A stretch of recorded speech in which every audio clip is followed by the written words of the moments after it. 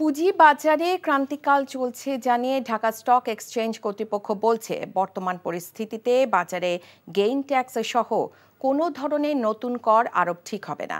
এ বিষয়ে সরকারের দৃষ্টি আকর্ষণ করে আগামী অর্থবছরে বাজেটে পুঁজিবাজারের জন্য বেশ কিছু প্রস্তাবনা তুলে ধরে প্রতিষ্ঠানটি। সকালে ঢাকা ক্লাবে প্রাক বাজেট সংবাদ সম্মেলনে এসব প্রস্তাবনা তুলে ধরা হয়। এ সময় ডিএসসি চেয়ারম্যান ডক্টর হাফিজ মোহাম্মদ হাসান বাবু বলেন, ক্রান্তিকাল অতিক্রম করে পুঁজিবাজারকে ইতিবাচক ধারায় ফেরাতে সঠিক নীতি গ্রহণ করতে হবে সরকারকে।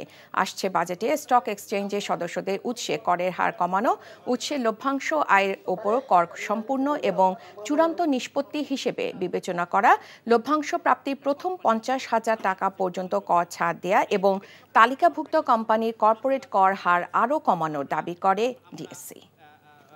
বিজিএম এর সাথে শুরু করেছি। বিটিএম এর প্রেসিডেন্টের ক্যাপিটাল মার্কেট একটা ক্রান্তিকাল, এটা আপনার আমার সকলের দায়িত্ব। এই মুহূর্তে ক্যাপিটাল মার্কেটকে নিয়ে অন্য কোনো ইনসেন্টিভ না দিয়ে, অন্য কোনো করের বোঝা এখানে চাপিয়ে দিয়ে এখানে একটা খারাপ মনোভাব তৈরি করার কোনো দরকার আছে বলে আমি মনে করি না। এই মুহূর্তে আমরা ক্যাপিটাল গেইন বা অন্য কোনো নতুন ট্যাক্স এখানে আরোপের আমরা প্রস্তাবনাকে আমরা বন্ধ রাখার জন্য আমরা সবিনয় অনুরোধ করছি।